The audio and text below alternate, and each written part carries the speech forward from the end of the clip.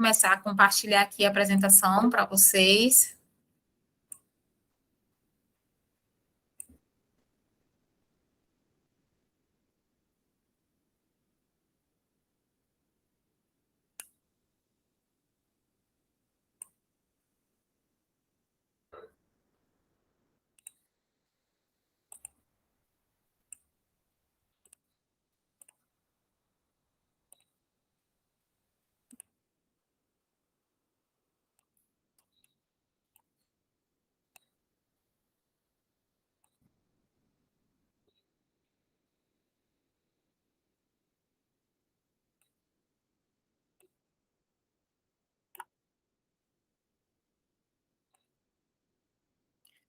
Bom, vamos lá. Ontem a gente trabalhou, a gente viu até a parte de restauração de documentos, né? Que é uma etapa que vai ser realizada junto com a higienização.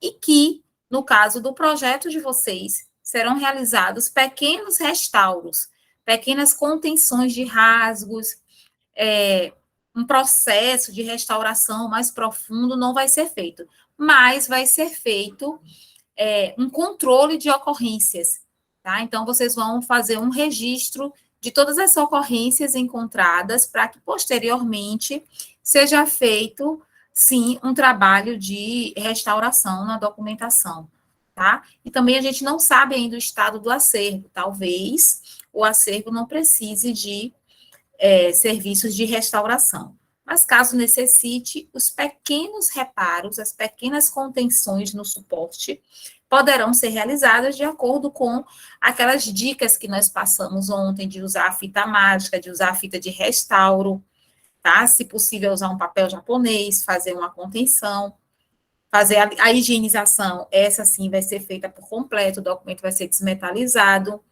a retirada do ferrugem, caso o documento, na retirada do clips, vocês percebam que ficou a marca do ferrugem no suporte, é importante retirar.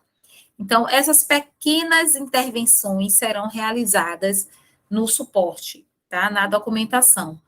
Caso necessite de grandes intervenções, que são as restaurações nos níveis mais avançados, aí, nesse caso, vocês vão registrar para uma futura, um trabalho futuro, ok? E aí, passado essa etapa de higienização, e uma coisa que eu até conversei com o pessoal durante a tarde, entre higienizar e acondicionar, o documento vai ser digitalizado, tá? Porque é melhor que a digitalização aconteça neste momento, por motivos óbvios. Depois que embalar, lacrar, guardar, a gente não vai tirar de novo, desembrulhar, tirar da caixa, pegar na documentação para poder fazer uma digitalização.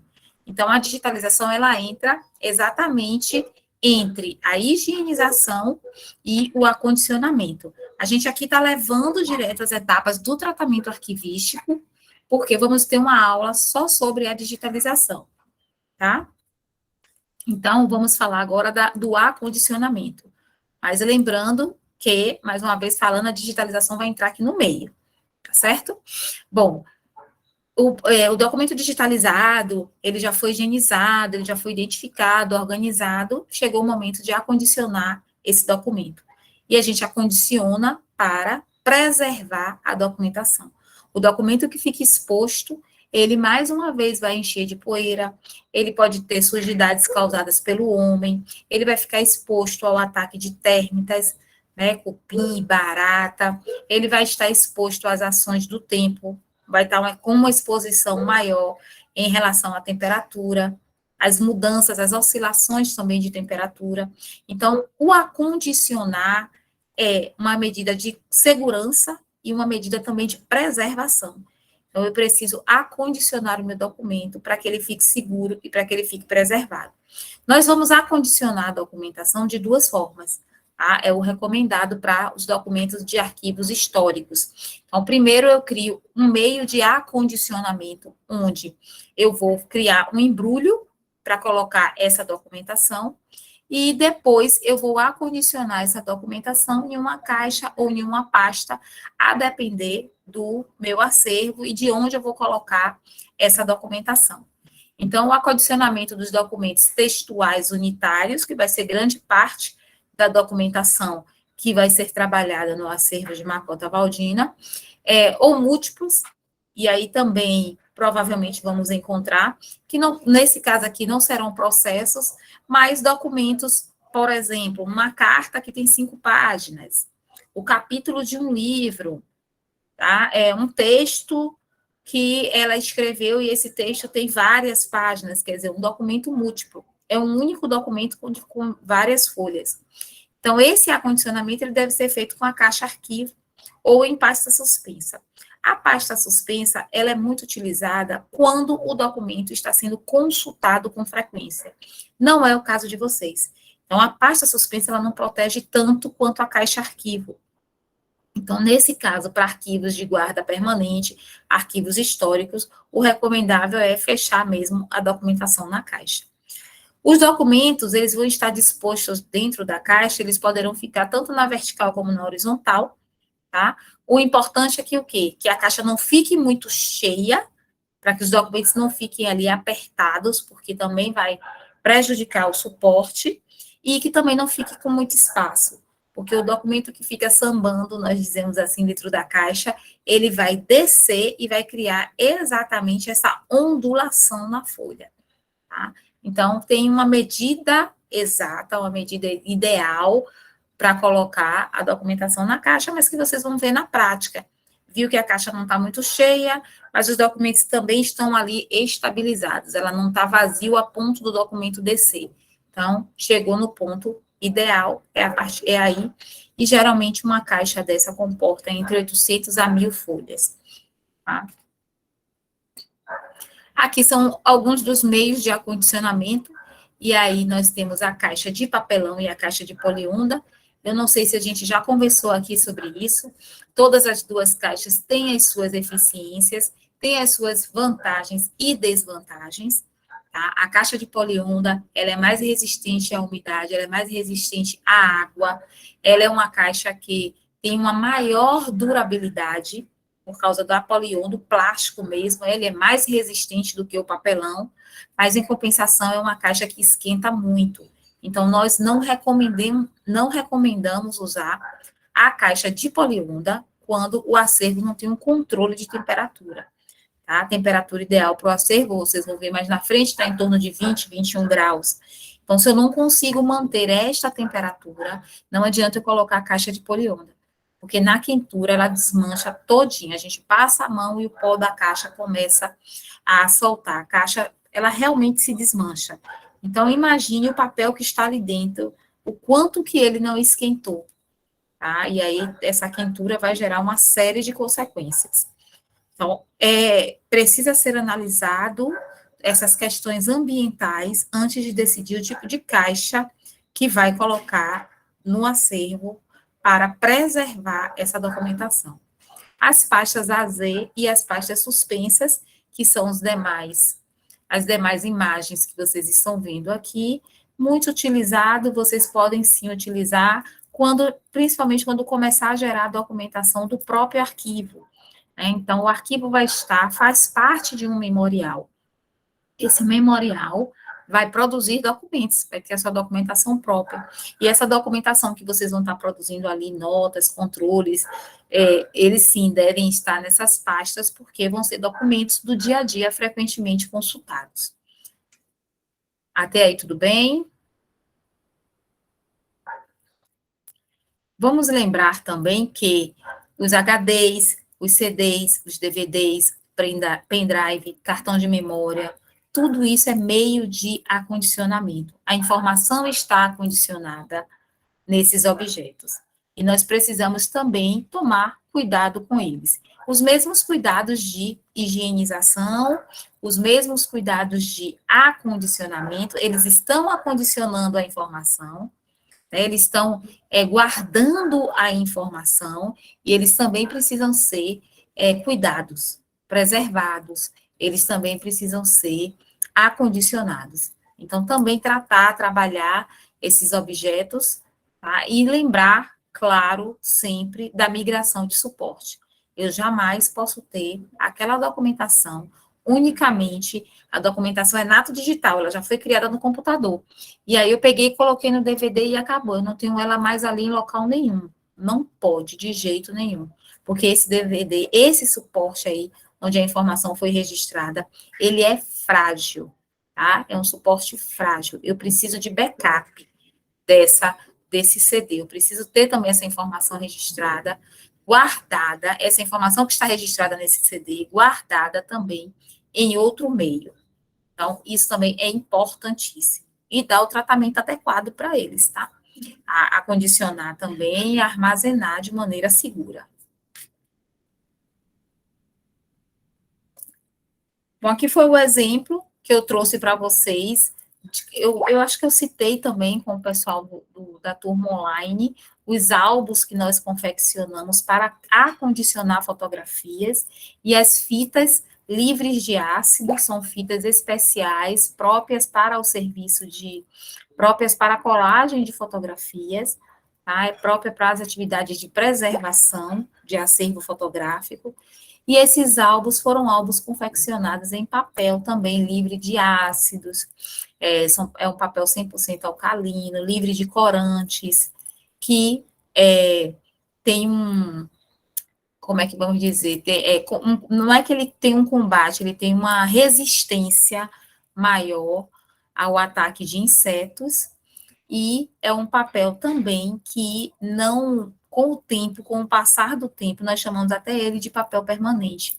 Com o passar do tempo, ele não vai sofrer as mesmas ações causadas pela quintura, pela umidade que o outro papel sofre. Então, ele é mais resistente devido ao seu processo de fabricação mesmo, tá? Por ele ser fabricado livre de ácidos, livre de lignina, um monte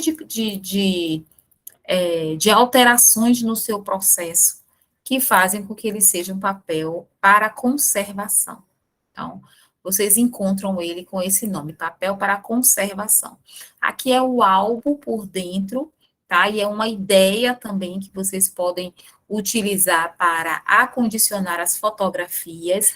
Então, observem aqui que, nesse caso, as fotos foram coladas na folha, e aí, a depender do tamanho da foto, nesse caso específico aí, a gente chegou a colocar até 5 fotografias 10 por 15 em uma folha dessa, ou uma só ou duas, aí vai depender do tamanho da sua fotografia. Mas é um álbum que está condicionando essa fotografia, que está condicionando esse documento, que nós classificamos como um documento de guarda permanente.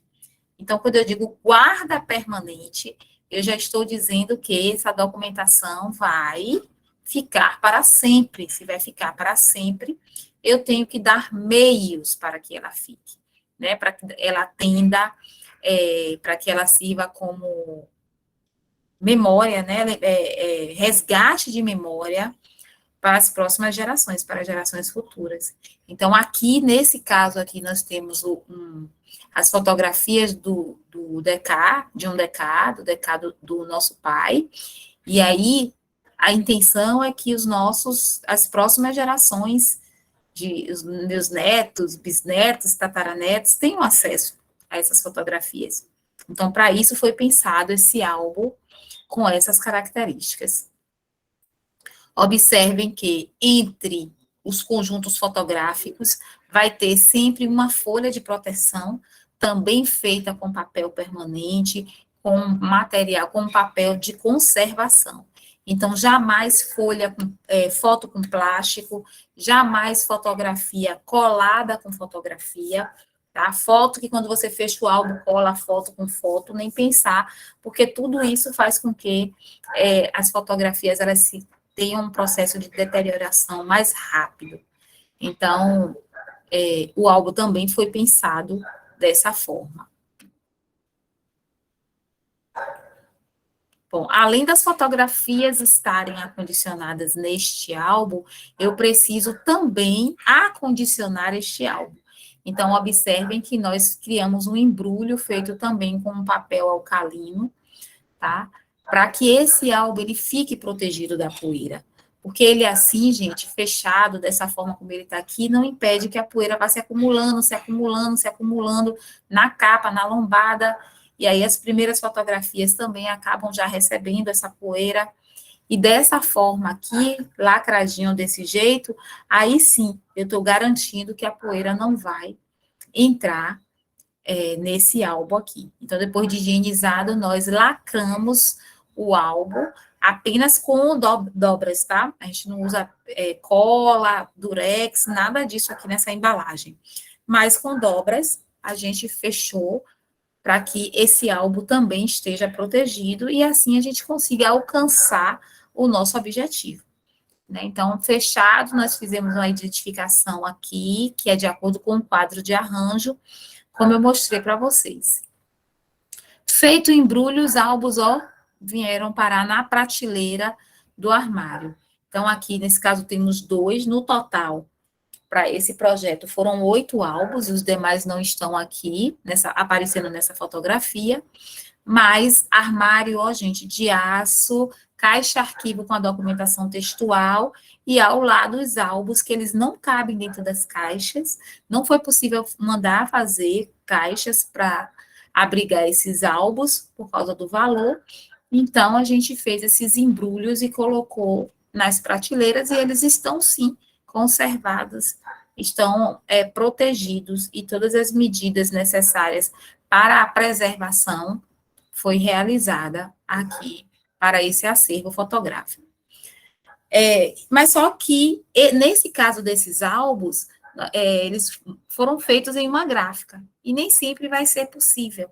Então, o que é que eu trouxe aqui também de exemplo para vocês? Um álbum que é feito por qualquer pessoa, que dá para fazer em casa, com um material de fácil acesso e de baixo custo.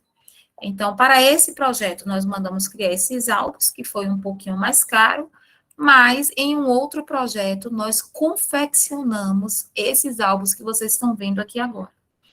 Então, nós pegamos o papel, e eu vou mostrar mais à frente para vocês.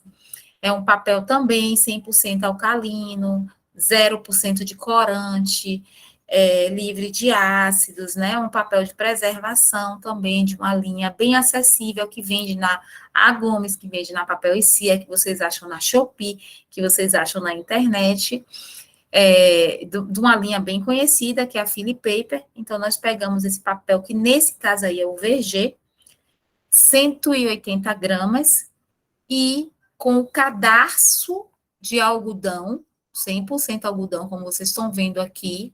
Então, nós dobramos a folha, fizemos os cortes para criar essas jaquetas, tá? Prendemos a foto nos cortes. Acredito que está dando para vocês verem, né? Alguém sinaliza para mim, está dando para ver os cortes. Aqui, eu posso aumentar também um pouquinho a foto. Tá dando para ver, pessoal?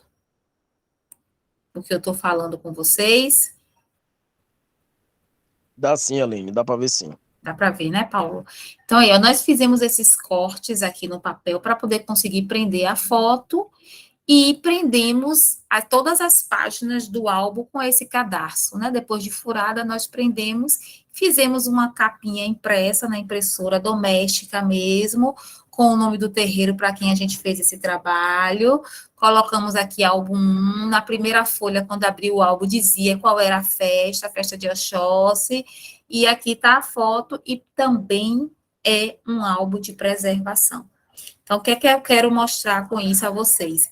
Que se a gente não consegue ir mais além, mandar uma gráfica, fazer um álbum, não tem problema, a gente consegue também fazer um álbum, criar um álbum, e vai dar tão certo quanto, tá? O importante é criar medidas que vão ajudar na preservação daquele acervo.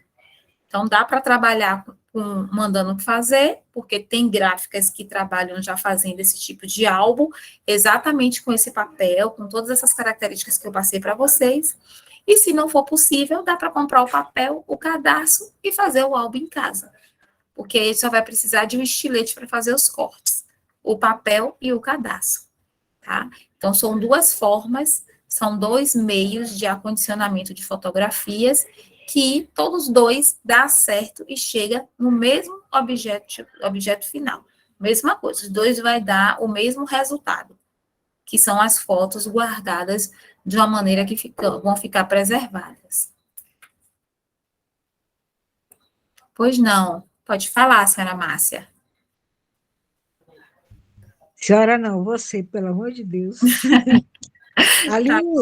muitas vezes, onde foi perfurado, rasga esse perfuramento. Tem alguma coisa para você colocar, para depois colocar o cadastro?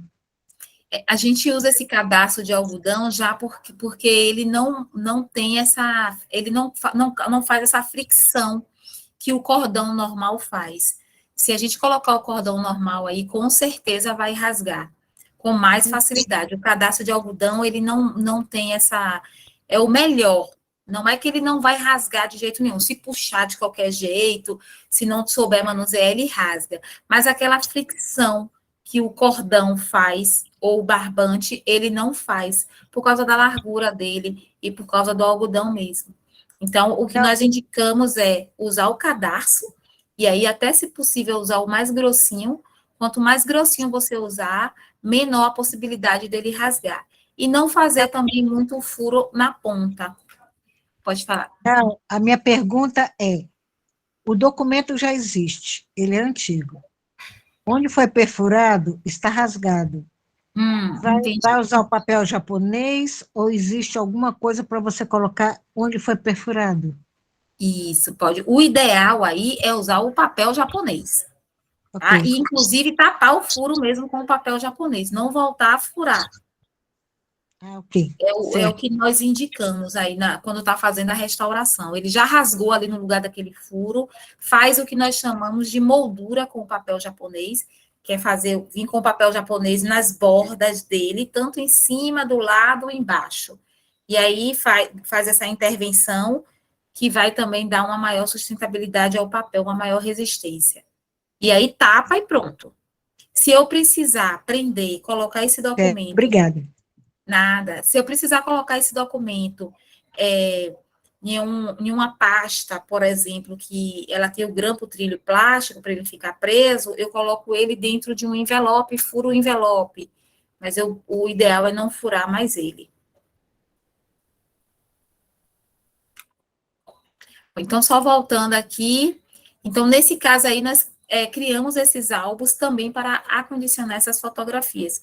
Poderia ser também para acondicionar negativos, tá? Que geralmente, quem ainda tem esses álbuns de fotos impressas em papel fotográfico, também tem os negativos. Então, os negativos também podem fazer as caixinhas, as gavetas, as jaquetas com esse papel e acondicionar. É bem acessível, tá? Bom, feito isso, os álbuns vieram, nesse caso aqui, para essas caixas, para as caixas arquivo, e foram organizadas dentro desse armário de madeira, que, inclusive, eu deixei isso bem claro para a turma da tarde, vou deixar para vocês, eu não recomendo.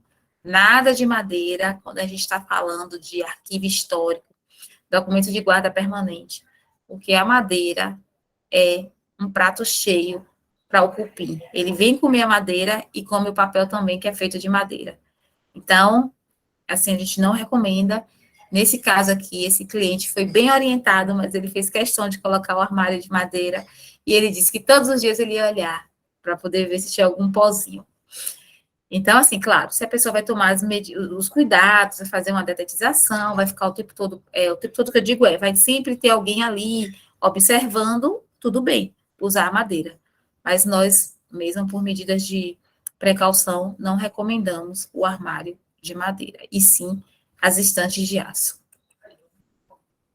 Aqui mais uma fotografia para mostrar a vocês esse trabalho de acondicionamento, a importância, acervo também histórico, e observe que todo o material, todos esses livros, que são livros administrativos, são documentos pertencentes a esse acervo, foram embrulhados e amarrados com cadarço, tá?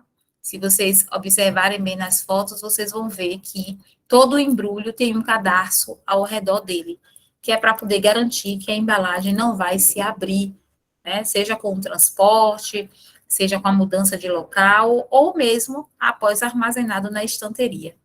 Então, nós Toda essa documentação, tudo que faz esse embrulho, nós recomendamos que seja feito esta amarração com este cadarço, que vocês estão vendo aí na foto, que é o cadarço de algodão, tá? Para evitar que abra. A foto ao lado, para vocês observarem que esses embrulhos, esses documentos que são em tamanhos maiores, não dá para colocar na caixa, eu posso embrulhar e colocar diretamente na estante, tá? Eu estou acondicionando e armazenando. Posso mandar fazer caixas em tamanho especial? Pode mandar. Mas se não tiver condições, não tiver como dentro do projeto fazer essas caixas, pode organizar dessa forma aí. Então, tudo que for em tamanho maior do que o padrão, vai fazendo as pilhas e vai colocando diretamente nas estanterias. O que não pode é o quê? Colocar o documento solto, sem nenhum meio de acondicionamento, porque aí ele vai estar exposto. Ainda sobre acondicionamento, o que eu acredito que vocês vão trabalhar bastante, a documentação acondicionada no envelope antes de ir para a caixa, tá? Então, toda a documentação, ela vai para o envelope, e depois de estar no envelope, identificada, eu coloco na caixa. Mas, Aline, por que isso não já está na caixa? É uma medida preventiva, tá? Nós estamos trabalhando com acervo histórico, com um acervo de guarda permanente. Então, sim, nós vamos primeiro acondicionar no embrulho, no envelope, para depois colocar na caixa arquivo, para poder preservar o máximo possível essa documentação. Dúvidas até aí ou tá tranquilo, gente? Aline, Oi. nesse envelope, eu estava aqui pensando sobre a própria identificação, né? Para poder ir no espelho ou criarmos um índice. Nesses envelopes, a gente pode colocar uma numeração de controle, não pode? Podemos com uma etiquetinha, aquela etiquetinha marcação, ou até mesmo com caneta, é melhor a etiqueta, não? Ó, no caso do arquivo histórico, Aline, o ideal é você fazer a marcação sim, mas com lápis. Observe nessa foto aí que as meninas estão escrevendo com lápis. Caneta não usa por causa da tinta da caneta, e o lápis, ele não é agressivo, não vai provocar nenhuma agressão, e sim, deve ser feito o índice. E em relação à codificação, é uma coisa que a gente precisa definir, vocês precisam definir, Sim. E eu estou à disposição para ajudar, é se naquele quadro de arranjo também vocês já vão inserir o código de classificação. Então, a partir do momento que eu coloco lá os grandes conjuntos, né? Acervo de Macota Valdina, educadora, ativista política, sacerdotisa religiosa, você pode começar a atribuir código 01, 02, 03. E aí o subconjunto 01A, 01B. E aí essa codificação pode ir para o envelope, porque aí, através do código, você vai saber também o que é que tem ali dentro daquele envelope. E tudo isso, planilha de inventário. Caixa 1, envelope tal, o que é que tem dentro de cada envelope. Sim. A intenção também não é ficar consultando esse acervo. Então, o que está na caixa 1 também está lá no computador digitalizado, mostrando o que é que tem na caixa 1. Precisou consultar? Consulta o digitalizado. Mas, claro que a gente sabe que uma hora ou outra vai precisar mexer nessa documentação.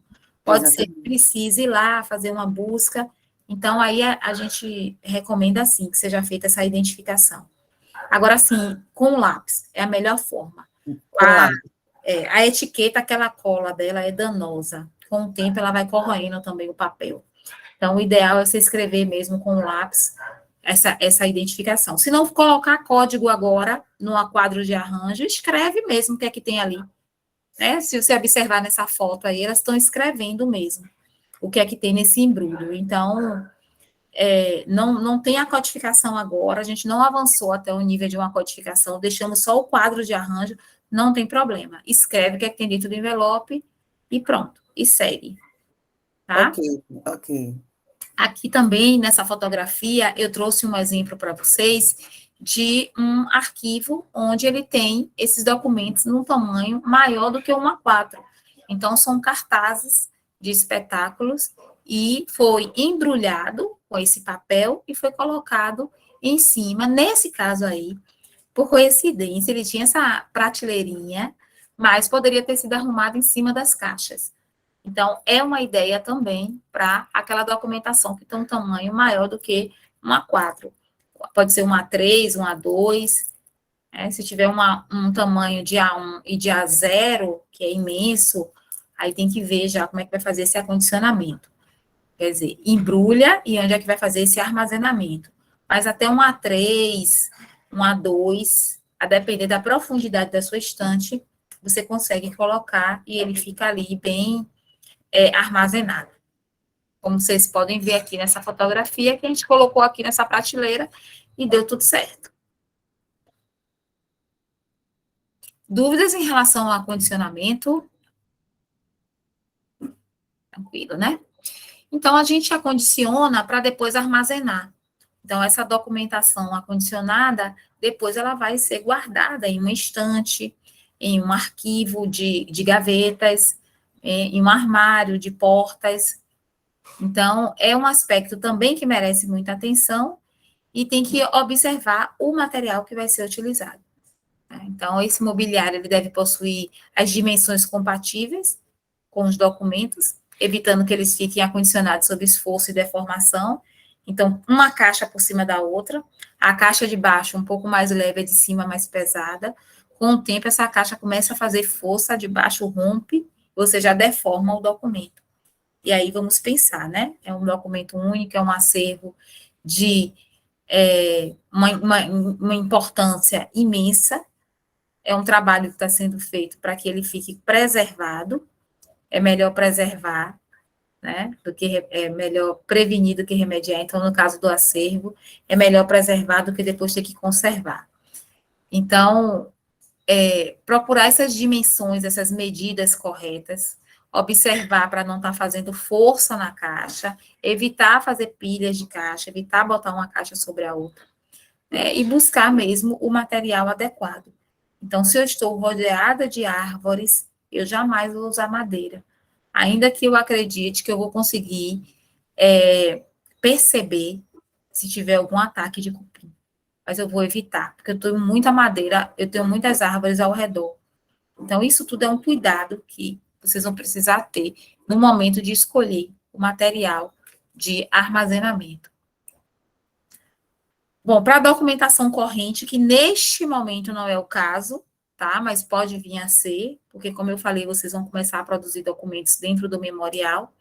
Mas para essa documentação, nós recomendamos o arquivo de gaveta em aço, ou armário de aço, pasta suspensa e aquela pasta Z, que foi o que eu mostrei a vocês ali na fotografia. Então, muito mais fácil, se eu toda hora tenho que consultar aquele documento, eu não vou botar em caixa para ficar, pega a caixa, bota a caixa de volta, pega a caixa, bota a caixa de volta, porque essa caixa é um peso, né? Então, se eu consulto com frequência, eu boto no gaveteiro, porque eu abro a gaveta, consulto, fecho a gaveta. Abro a gaveta, consulto, fecho a gaveta. Então, arquivo corrente, arquivo setorial. A documentação está ali o tempo todo ainda sendo consultada, em trânsito, vamos dizer assim. Então, esse é o material ideal para esse armazenamento. Quando essa documentação vai para uma fase intermediária, que a consulta já não é tão constante, aí eu já começo a trabalhar com as estantes de aço, que pode ser fixa ou deslizante, e com as caixas arquivos de papelão, tá? Então, aí eu posso trabalhar com a caixa arquivo de papelão normal, papelão ondulado, aí eu vou buscar maior resistência, vai depender do meu arquivo e do quanto eu estou investindo nele. E essa caixa, ela tem o tamanho de 14, né, de largura, ou de 18, que aqui está 17, mas é quase 18, é 17, alguma coisa. Então, nós chamamos caixa de 14 ou caixa de 18, que a de 18 é um pouquinho mais larga, eu particularmente não gosto de trabalhar com ela, porque ela é maior, cabem mais documentos, ela fica mais pesada, mais difícil de ser transportada, de tirar e colocar na estante. Eu acho que a de 14 já está de bom tamanho. E, no caso do arquivo de vocês, que é um arquivo permanente, um arquivo histórico, né, com a documentação de guarda permanente, a estante de aço também, tá? Caixa arquivo, e aqui a recomendação já é uma caixa com pH neutro, ou alcalina. E aí o tamanho também pode ser a de 14 ou a de 18, tá?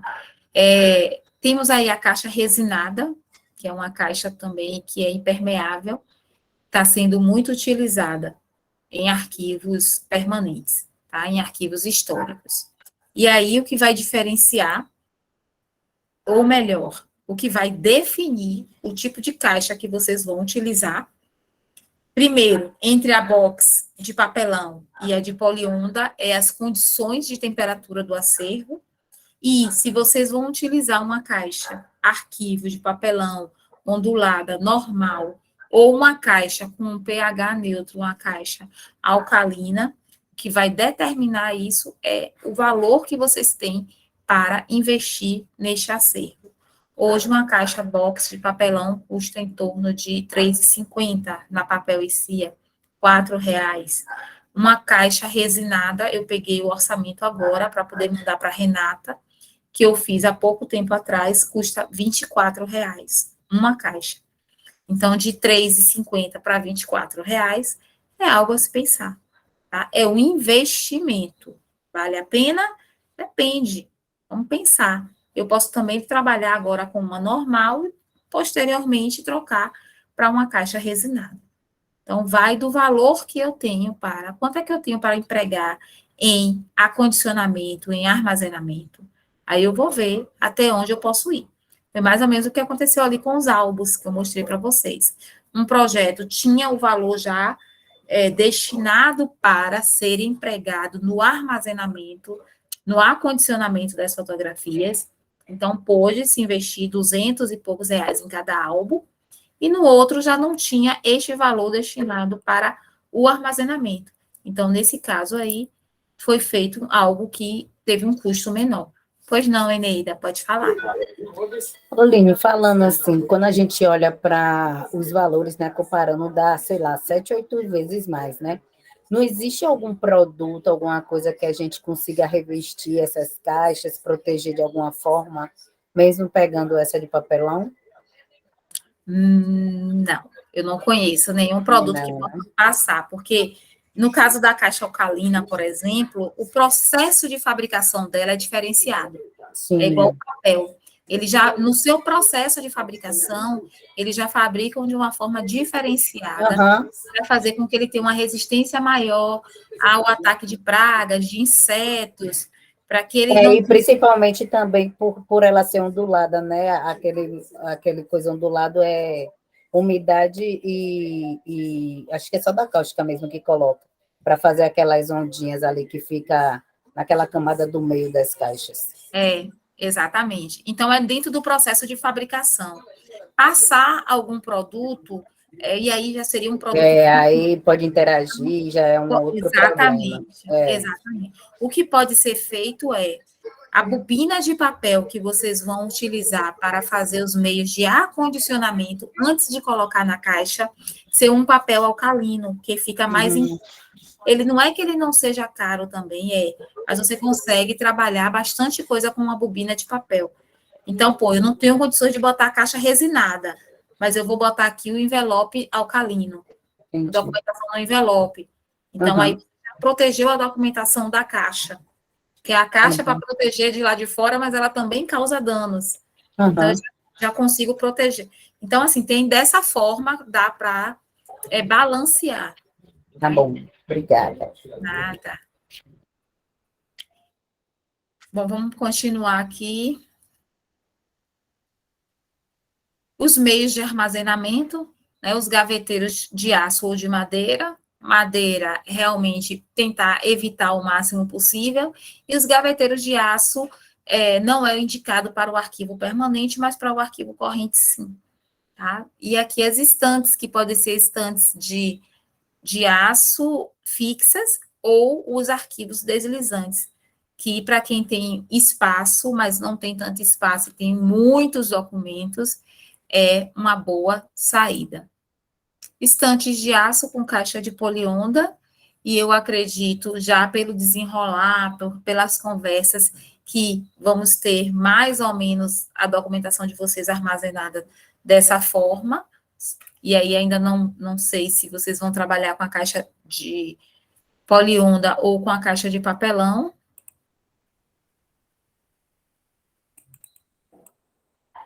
Arquivo, esse armário que está com as portas abertas, é um armário de melamínico, muito utilizado, assim, tem muita loja que vende para esse tipo de armazenamento de caixa, mas aí eu gosto de mostrar essa foto porque dá para perceber uma ondulação já na prateleira, a prateleira já mostra que ela não aguenta o peso, e o melamínico também é um tipo de madeira.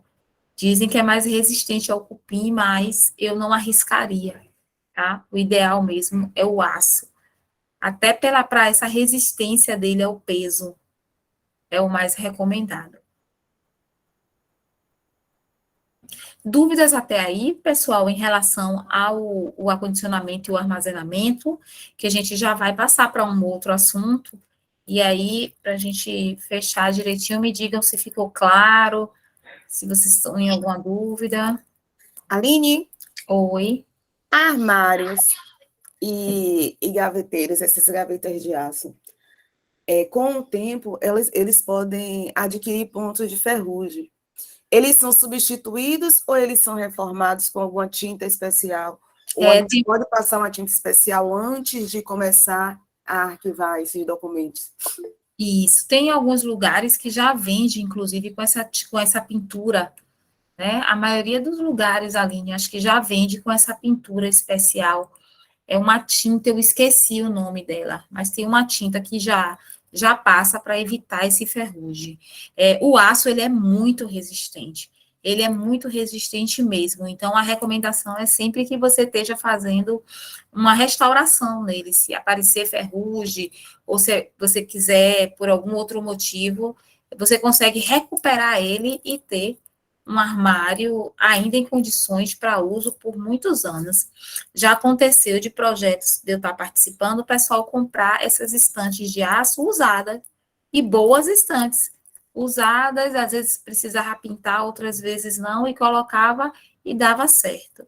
Então, o aço, ele é bem resistente. E tem sim, eu não lembro se o nome da pintura é epóxi, uma coisa assim, que dá e ele já fica mais resistente ao ferrugem. Obrigada. Óxido de tubacão, que funciona também. Evita Né? o ferrugem e a corrosão. Pronto, ótimo. Aí. E aí dura bastante. Então, eu acho que realmente é o que vale a pena, que é o que mais tempo vocês vão ter aí sem precisar estar fazendo uma manutenção. Bom, aqui a pedido do pessoal, a gente trouxe aqui o que seria mais ou menos, e aí esse material vai estar lá na plataforma, tá, gente? Uma lista inicial do que vocês vão precisar para começar as atividades. Então, tudo isso que a gente falou, vai acondicionar, vai armazenar, vai higienizar, vai começar a triagem, além dos EPIs que eu mostrei ontem para vocês precisam, assim, para iniciar, basicamente, desse material, que é o extrator de grampo, para trabalhar com a desmetalização do papel, as tesouras que vocês vão utilizar em diversas atividades, inclusive na hora de cortar uma etiqueta, enfim, cola bastão, as borrachas brancas macias, que são as mais indicadas para poder não manchar o papel, porque às vezes você pega uma borracha para tirar uma sujidade e você cria uma maior ainda. Então, ter atenção com essas borrachas.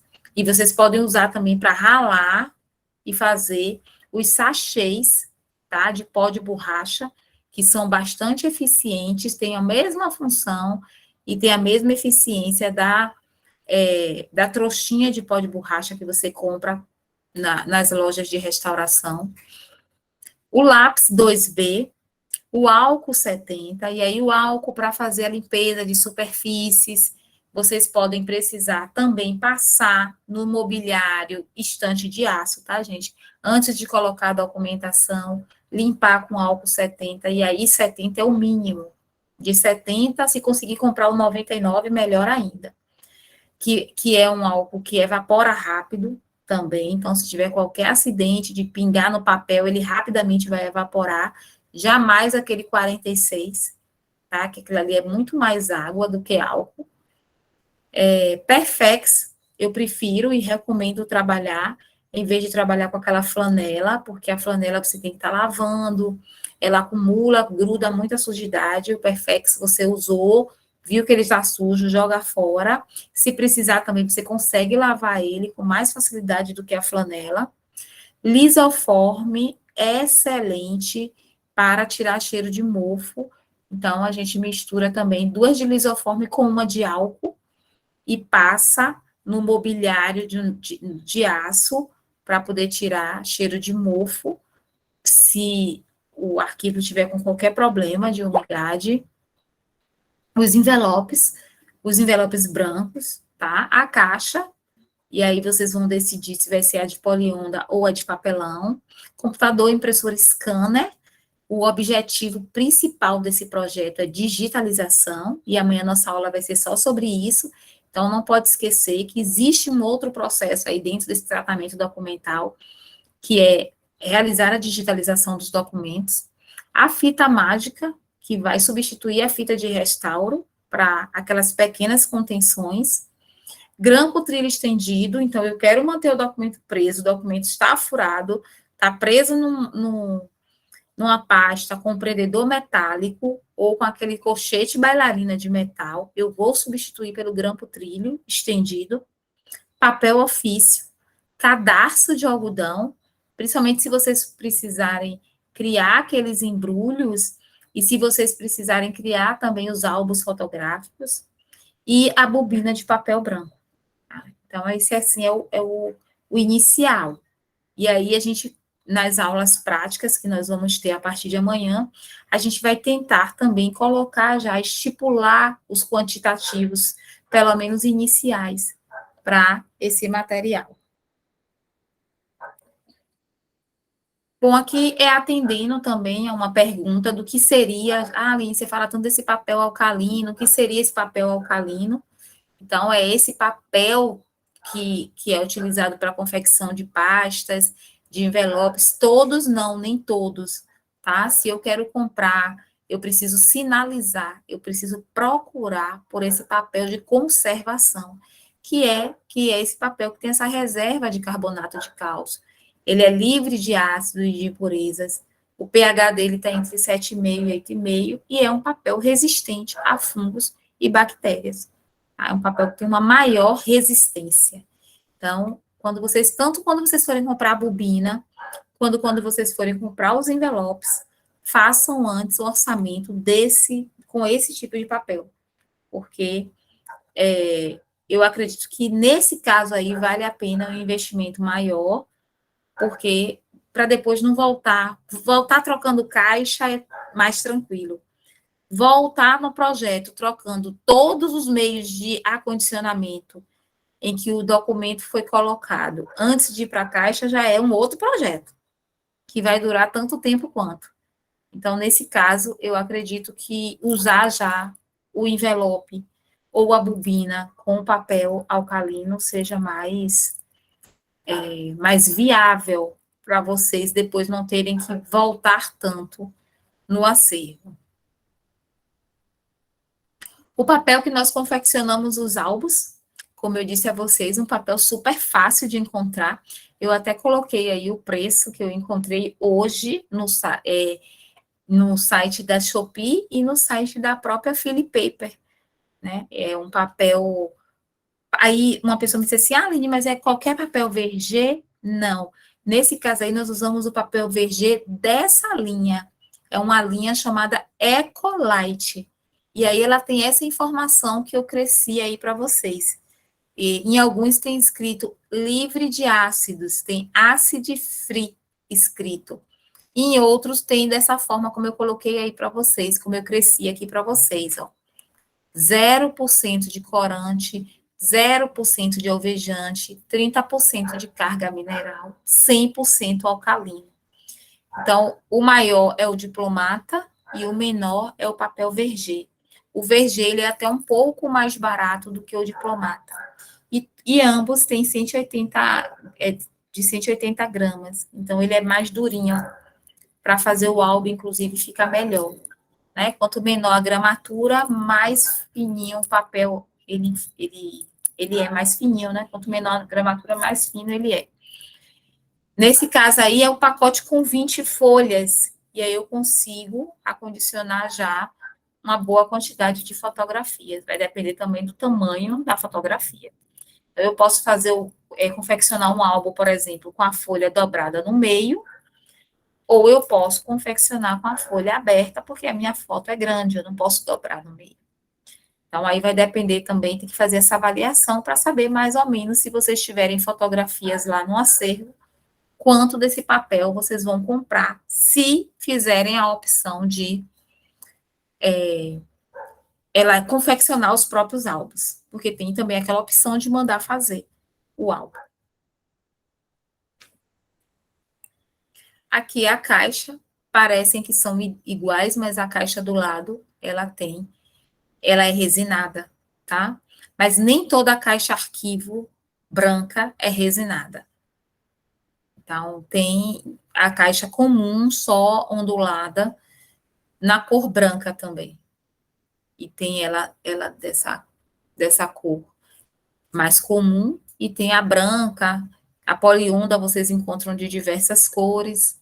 Então, caso façam a opção, tem que buscar realmente o fabricante da caixa resinada. Eu até mandei para a Renata, posso colocar lá no grupo também, se for do interesse de vocês, o contato de um fabricante que eu fiz a pesquisa tem pouco tempo, da caixa resinada, e ele me mandou lá o preço. Até aqui tudo bem, tranquilo? É tranquilo. Pode falar. Essas caixas, se no caso fôssemos optar por essa desculpa, essa caixa de papelão, as informações que já vêm contidas no espelho dela não vão ser as mesmas que a gente vai fazer no nosso arquivo, vai utilizar para o nosso arquivo. A gente pode utilizar um espelho personalizado, com papel normal, papel sulfite normal, e impresso com tinta normal de impressora. Pode.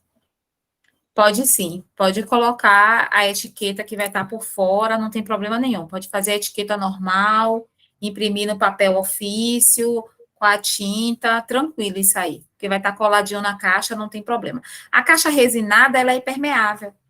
Então, se sofrer uma pingueira, por exemplo, né? Às vezes a gente chega no arquivo, olha a surpresa, uma pingueira em cima da caixa, o documento está todo molhado. Ela vai ter mais resistência. Então, você joga tem uma pessoa até do arquivo público que mandou um vídeo jogando uma água assim, ó, derramava o copo nela e a água escorria todinha. Ela não absorve a água. Por isso eu fiz essa pergunta, que até mesmo com o tempo, a luminosidade ela vai apagando a tinta de impressora. E aí, eu já trabalhei em arquivos que... Claro que tem aqueles arquivos loucos, né? Que eles revestiam a caixa, o espelho com um durex, aquela fita adesiva larga. Claro que é loucura, né? Mas era briga, e aí, principalmente quando é repartição pública, que tem aquela pessoa mais velha que diz, é assim, fui eu que fiz, não vai mudar, não vai mudar. E aí ficava aquele embate, né? Sim. E aí ficava assim mesmo. Mas que eu achava loucura você forrar com durex o espelho da caixa arquivo. Não é nem um papel contact, né? É um durex. Aquela fita larga. Eu e que sei. você não podia falar nada, né? Que você estava chegando naquele momento e já estava querendo ditar regras. Nesse caso do acervo histórico, a caixa resinada, ela vai servir mesmo por ser impermeável. Então, você pode colocar aí a etiqueta impressa com a tinta normal. Esse processo de esmaecimento que o tempo dá, não tem jeito. Aí o que pode ser feito é não utilizar o Durex, mesmo sabendo que essa cola do Durex não vai ter contato com o documento que está lá dentro, porque tem um outro meio de acondicionar. Ainda assim, a gente evita usar o Durex, mas o papel contact, sim. Você pode revestir a etiqueta da caixa para ter uma durabilidade maior com o papel contact, tá? Bota, corta o pedacinho, um dedinho maior do que a etiqueta, faz a moldurazinha, cola, bota o papel contact, não tem problema. Essa cola, ela não vai chegar no documento lá dentro, em hipótese nenhuma, porque tem as barreiras mesmo da própria caixa, da própria caixa resinada, do envelope que o documento tá.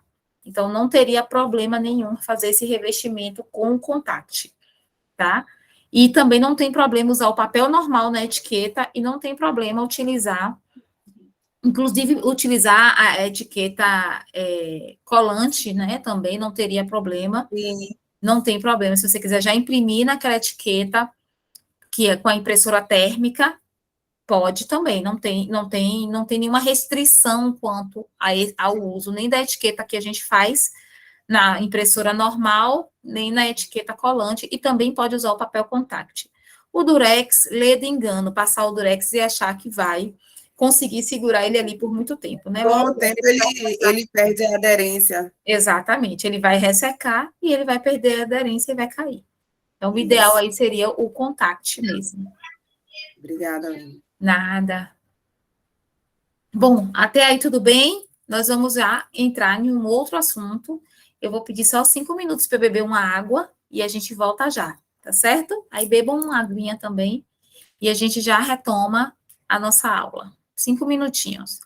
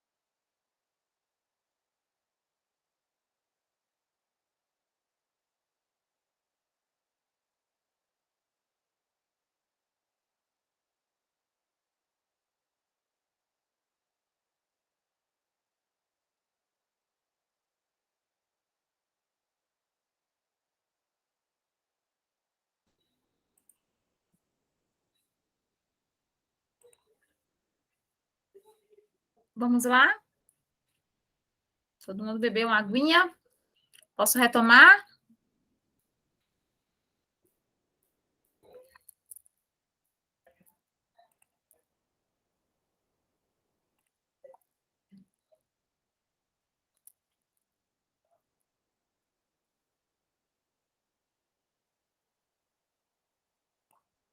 Bom, vamos lá.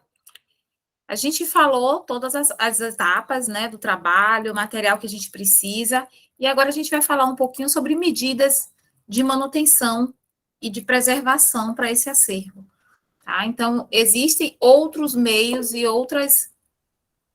Deixa eu ver aqui a pergunta. Outra dúvida. Estes espaços na caixa pode isolar para não entrar insetos? Estes espaços na caixa seria aquelas entradas de ar? Seria isso? Exato. Salvador é um dos lugares que tem bastante inseto. Aquele está um pouquinho baixo. Existe em Salvador alguns lugares, como aqui mesmo, em Lençóis também, Bahia, e bastante inseto. Poderia ter uma tela para isolar esses... São 3 buraquinhos. Então, se for fazer essa intervenção, tem que ser com tela, para permitir que o ar entre. O inseto não vai entrar, mas o ar vai entrar, porque ele não pode ficar totalmente fechado. E que Não tipo pode de... colocar. Qual tela pode usar? Pode usar aquele... deixa eu pensar aqui no nome. É tipo aquele material que usa para mosquiteiro. A gente compra aqueles pedaços em lojas de tecido. Filó. E pode usar filó. Exatamente. Tule. É um tule, né? Tule, pode usar o tule, pode usar o filó, que esse tecido que ele é furadinho. Agora, por fora, não por dentro, principalmente porque por dentro você já está colocando ali você teve todos os cuidados, né, para o papel ele ficar o mais próximo possível, envolto de um papel alcalino, teve todo esse cuidado, então nada de colocar por dentro, seria por fora, mas não pode impedir a entrada de ar, tá? Agora, o inseto, nossa, o inseto é o inseto, né? Ele é danado demais. Então, o ideal e a gente vai falar um pouco sobre isso agora, tá fazendo esse controle, tá? Detetização, desratinização, utilizando o que o mercado nos oferece aí para controle desses insetinhos aí, tá? O ideal é fazer mesmo de tudo para que ele não habite o arquivo. Bom, vamos falar um pouco aí agora sobre as medidas que eu vou tomar para ter o meu arquivo preservado, né? A manutenção que a gente vai ter. E aí a gente começa falando um pouco sobre a ventilação. E aí nós temos o ar-condicionado, temos também outros meios de, se a gente não conseguir colocar um ar-condicionado, trabalhar para ventilar, para ter uma ventilação nesse arquivo. Então, tem locais que deixam portas e janelas abertas para ventilação do acervo, e se for esse o caso, aí recomenda-se o uso de exaustor de teto ou de parede, conforme a situação e a localização do imóvel, instalar a tela de nylon na base e proteger contra a entrada de pequenos animais. Então, se é um local que fica aberto, eu não vou poder colocar ar-condicionado, então eu preciso tomar algumas medidas. E aí eu posso trabalhar com esses ventiladores de teto, com esses exaustores. Não posso esquecer que se minha janela tem que ficar aberta, eu tenho que colocar lá a telinha de nylon para evitar que os insetos entrem, tá? E proteger também contra a entrada de pequenos animais, né? E aí nós temos os miquinhos que adoram. Recentemente eu encontrei um em cima de uma caixa, então a gente tem que realmente tomar todo o cuidado. Bom, falando um pouco de temperatura, né? Saindo de ventilação e passando para a temperatura. A quantidade de calor, essa temperatura é essa quantidade de calor existente no ar, e que a gente vai verificar se está frio demais ou quente demais. E, claro, tem alguns instrumentos também que eu vou mostrar aqui que nos ajudam a determinar, a verificar como é que está essa temperatura. A mesma coisa a umidade relativa, né, que é a relação que existe entre o ar e a umidade absoluta do ar na mesma temperatura. Então, geralmente, a gente tem aí ela expressa em porcentagem e, pela definição, vê-se que o R depende da temperatura. Então, a umidade relativa, ela vai depender, ela vai estar diretamente ligada com a temperatura. E aí, o que é que a gente precisa fazer? A gente precisa ter esse controle e a gente precisa manter esse arquivo em uma temperatura ideal. E aí o que seria essa temperatura ideal, Aline, para o condicionamento de documentos? A gente trabalha aí em torno de 20 graus, com mais ou menos aí 1 grau de oscilação. Então, 20, 21, entre 20 e 21 graus. Seria o ideal manter a temperatura do arquivo. É aceitável até uns 23 graus, tá? Evitar oscilações, e aí a gente até falou sobre isso, eu não sei se eu comentei ontem, que quando a gente faz o processo do congelamento, que a gente vai descongelar o livro, depois que ele passou pelo aquele processo, a gente não pode imediatamente abrir aquela embalagem. A gente só pode abrir depois que o livro estiver na temperatura ambiente, justamente para evitar esse choque de temperatura, tá? E isso aí vai fazer com que ele tenha uma série de... aconteça ali naquele momento uma série de processos químicos que vai destruir o suporte. Então, a mesma coisa acontece com as oscilações de temperatura dentro do acervo. Então, oscilações diárias de elevado para muito baixo altera a fibra do papel. A umidade relativa do ar, o ideal é de 50, e aí aceitável, assim, o máximo de 60, tá? Mas o ideal mesmo é manter em 50. Evitar também as oscilações diárias, e tem como medir, né? Do mesmo jeito que a gente pode medir a temperatura com o termômetro, e aí pode ser o analógico ou o digital, a gente pode também medir a umidade relativa do ar com um aparelho chamado psicômetro. Tem o termografo, né? Tem alguns aparelhos que servem para a gente medir. Alguns arquivos também a gente entra, já tem lá na parede um aparelho medindo essa temperatura para evitar também a oscilação, principalmente arquivos históricos, tá? Aqui as consequências, né, de valores de temperatura e de umidade relativa do ar elevados. Então, se está muito quente, eu vou ter aí um crescimento de micro-organismos, fungos e bactérias, crescimento de insetos e uma deterioração mais rápida do meu papel, através de reações como a hidrólise, né? Então, eu tenho, claro que, se eu quero conservar, se eu estou com uma preocupação, de preservar o meu acervo, eu preciso me preocupar com a temperatura que vou colocar, a temperatura que vai ter nesse local. E aí vamos pensar no verão de Salvador, né? Então, talvez o ar-condicionado seja algo que não dê para abrir mão, ainda que tenha que ser desligado no período da noite. Então, é algo que precisa realmente ser bem pensado e bem calculado, tá? Porque o acervo no local quente, os danos são terríveis. Bom, desumidificador, tá? Que é um aparelho também que nós indicamos que o arquivo tenha, é essencial, tá, gente? E aí, o que é que nós pedimos que seja observado em relação ao desumidificador? Respeitar a cubagem especificada lá pelo fabricante do equipamento, atenção na troca da água, tá? Às vezes a gente bota o desumidificador lá e esquece que ele está lá, e aí tem que fazer a remoção da água, e essa remoção tem que ser feita eu vejo lugares que removem uma vez ao dia, mas o ideal é que seja até mais do que uma vez ao dia. A água deverá ser retirada para evitar o retorno da mesma para o ambiente. Se eu deixo ali, ela volta, né? Recomenda-se ter 2 aparelhos para cada ambiente, mas aí também observar a área que tem, né, dizendo, né, e devendo cada um funcionar de 6 em 6 horas. Então,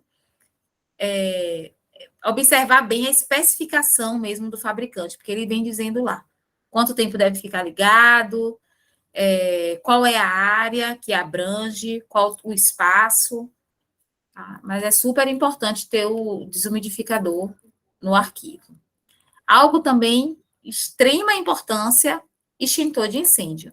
Tá? Então, verificar também sempre, depois de instalado, verificar prazo de validade, providenciar a troca sempre que necessário, extintor de pó, tá? E não de água. Então, observar também que para arquivo, o indicado é o de pó, igual o que é indicado para eletricidade. Por quê? Porque às vezes eu vou proteger contra o fogo e perco o meu arquivo com a água. Então, o ideal aí é trabalhar com o extintor de pó, tá? Que é o da classe B, certo? Combate a sinistros e outros equipamentos. Então, a cada 6 meses, precisa fazer manutenção do detector de fumaça e do sprinkler, onde vai ser utilizado, tá? Não acredito que não seja o caso do acervo que vocês estão criando, mas é bom conhecer também e saber que, tendo instalado, a cada 6 meses, precisa verificar o seu funcionamento. Às vezes a gente instala também esses equipamentos e esquece, e quando precisa deles, eles não estão funcionando. Então, observar essas manutenções. Tranquilo até aí? Tranquilíssimo. Tá, vamos lá.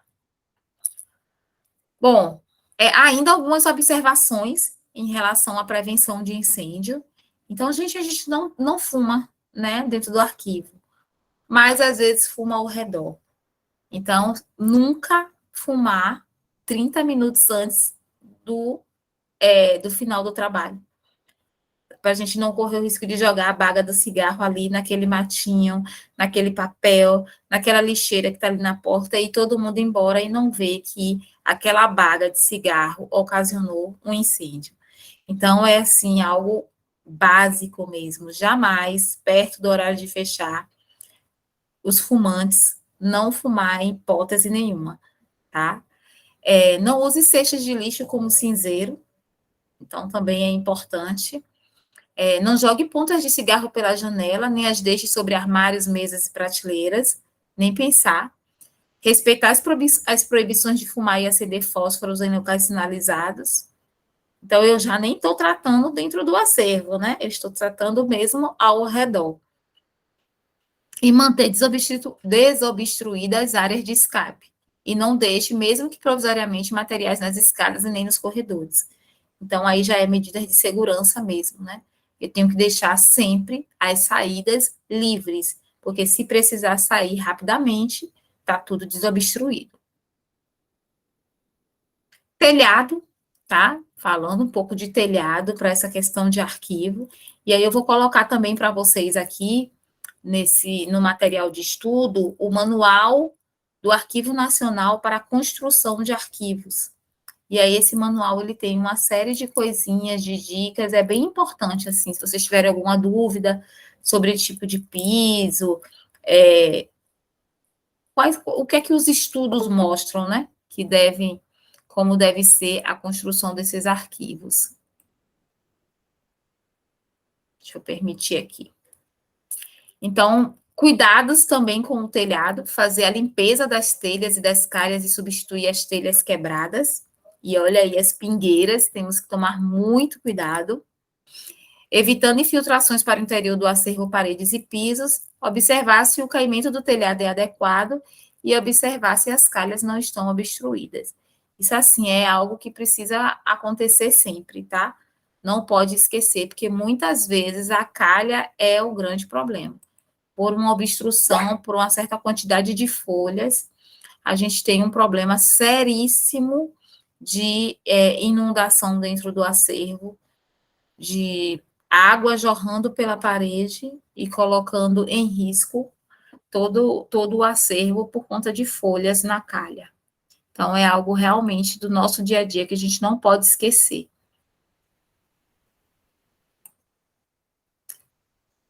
Calhas, aqui mais uma vez, acabou que ficou repetido, verificar se não há entupimento e obstruções, para não gerar o acúmulo de água no telhado, vazamento de água para o acervo, contaminação de fungos e micro-organismos e elevação da umidade relativa do acervo.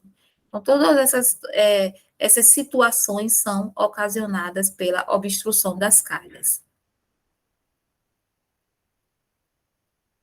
Piso, e aí a gente vai preferir sempre trabalhar sempre que possível, com os pisos antiderrapantes para evitar acidentes de trabalho. Evitar piso de argila cozida, porque se deteriora rapidamente, soltando partículas de argila. Utilizar materiais laváveis e evitar piso de madeira. Então, nada de assoalho de madeira, nada de rodapé de madeira, gente. A gente evita o máximo possível para que os cupins não tomem conta mesmo do local. Cupim não é brincadeira. Revestimento de parede, utilizar tintas de revestimento que não exalem solventes, tá? Utilizar revestimento lavável, não utilizar o revestimento poroso, porque é mais complicado para fazer a limpeza, e é mais fácil utilizar azulejos, né? Então, se possível, se for necessário, fazer essa opção.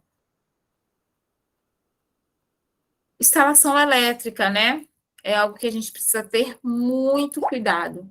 Então, verificar sempre se não há sobrecarga nas instalações, evitar o máximo possível o uso de gambiarras, tá? Manter os equipamentos aterrados para evitar essa eletricidade estática. Contratar sempre um profissional, então precisa dar uma olhada na eletricidade. A gente vai buscar um profissional, verificar também se ele tem registro no CREA, para ver se a qualidade do serviço e também a garantia, né? Nesse caso aí seria mais a garantia. Não ligar vários equipamentos em uma mesma tomada. Transformadores, observar a potência dos mesmos para não queimar. Evitar utilizar plug tipo Benjamin para ligar vários equipamentos. A gente sabe que isso é um problema, né? Aqueles T, algumas pessoas chamam de T, de Benjamin, adaptador. E aí você coloca um ali, liga 4, 5, 6 equipamentos. Isso é um risco, gente. Isso não pode acontecer. Principalmente sair, ir embora e deixar tudo conectado lá. Hipótese nenhuma. Utilizar tomadas duplas ou filtros de linha, porque é mais seguro, tá? Do que estar utilizando esses equipamentos, para não sobrecarregar.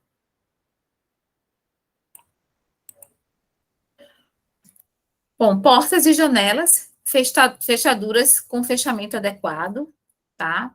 Portas do acervo, se ficarem abertas,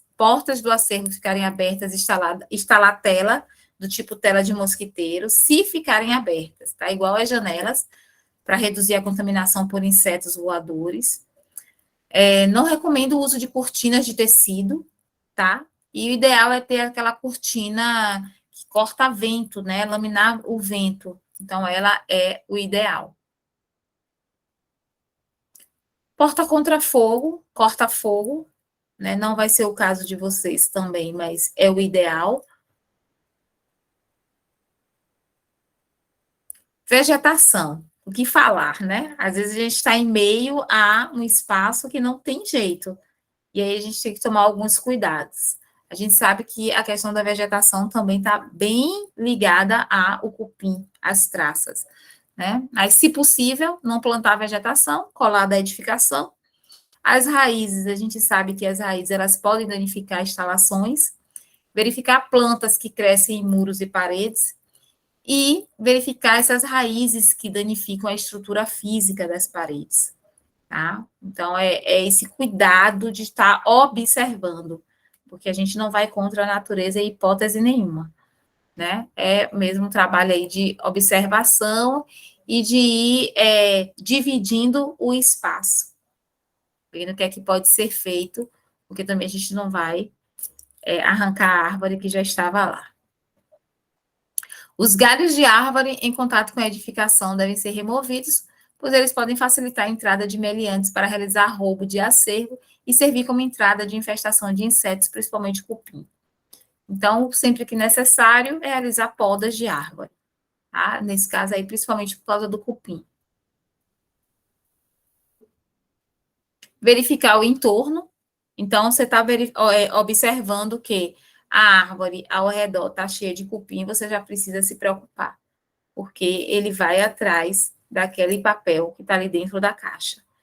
Então, é um trabalho mesmo de observação, tá? Com a vegetação ao redor do arquivo. Cupim de solo também é algo que precisa ser verificado, e, sempre que possível, fazer essa barreira química, né? Então, tem empresas que trabalham fazendo essa barreira protetora. Quando for possível, né, gente? Dedetização. Tá errado aqui. Já consertei. Fazer a detetização no acervo e ver a frequência dessa detetização. Tá? Então, se eu fiz uma detetização e a empresa me disse que ela tem uma garantia de 90 dias, eu sei que, passados 90 dias, eu preciso verificar já a necessidade de fazer uma outra detetização. E aí, raticida, né, à base de cumarina ou hidróxido de cumarona, aparelho ultrassônico para evitar os roedores, e aí eles soltam um som, né, que não é perceptível aos nossos ouvidos, mas aos deles sim, e afasta mesmo. As iscas, que devem ser instaladas a cada 2 metros, aí nesse caso é mesmo buscar uma empresa com expertise para poder realizar esse serviço. O que a gente não pode é não detetizar, não ter esse controle, não buscar esses meios, porque se deixar a baratinha, o rato, eles tomam conta do acervo. Quando a gente, e aí fica impossível de manusear, né? Acaba criando um problema maior. Outros insetos, né, bem comuns da gente encontrar e que também uma detetização simples já resolve. Fungos, eles são silenciosos, podem causar deterioração total do papel. Ele usa o papel como fonte de alimento e ele pode também parasitar os seres humanos, causando doenças, né? Então, observar mesmo assim o acervo, se está aparecendo fungos, se está escurecendo, se está aparecendo bolor perto do papel, se a caixa está muito gelada, se ela está ficando muito fria, tudo isso precisa ser observado, porque o fungo, além dele danificar o acervo, ainda tem que a gente acaba também se contaminando. A depender do tipo de fungo, vai nos dar bastante trabalho para curar, né? E eu já presenciei algumas situações dessas e realmente é complicado. Então, é realmente ter esse cuidado. Aí vai ser um trabalho, eu digo sempre ao pessoal lá no treinamento, no período da tarde, é observação. Vocês têm a vantagem que o memorial vai estar ali. Então, vocês vão estar sempre presentes. É observar, é olhar, é ser atencioso. O arquivo vai ficar em um local isolado, vocês não vão estar sempre indo lá para mexer nas caixas, mas tem que ter, dentro das normas, das regras, das políticas do memorial, qual é a frequência em que a cada 2 meses, a cada mês, vai olhar, vai abrir a caixa, vai fazer um trabalho de amostragem. Então, vai ser feita a limpeza do espaço, de quanto em quanto tempo. Isso tudo vai ajudar vocês a prevenir, e se por um acaso acontecer, de vocês identificarem logo de imediato, para evitar uma propagação desse tipo. Limpeza dos locais de guarda, né? E aí a gente vai utilizar o mínimo de produtos químicos, tá? Deve ser limpo com aspirador de pó, evitando o lançamento de pó na cabeça dos encadernados. Posteriormente, passar pano umedecido com etanol, tá? Após a limpeza nas áreas de guarda de acerto, não deve encerá-la com cera que ela exala solvente e evitar passar água para também não elevar a umidade relativa do ar. Então, é mesmo assim, aquele cuidado de estar utilizando o mínimo de produtos químicos possíveis. A gente usa o lisoforme quando a gente tem um problema muito grande de mofo, e ele é bem eficiente. Lembrando de utilizar com o álcool 70 ou maior, tá? E usando, assim, do 70 para o 99, nunca com a porcentagem menor, porque aí já tem muita água. Até aí, tudo bem? Dúvidas?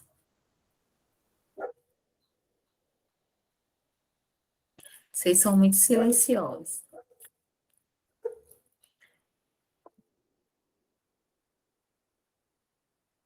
Tudo bem, né, Paulo? Bom, gente, a gente tem... O que é que eu quero conversar agora um pouquinho com vocês? O nosso conteúdo da aula de hoje já finalizou. Amanhã, a gente vai ter 2 tipos de aula no presencial. E aí, quem puder participar do presencial, quinta e sexta, além do sábado, eu aconselho, quem puder participar, tá?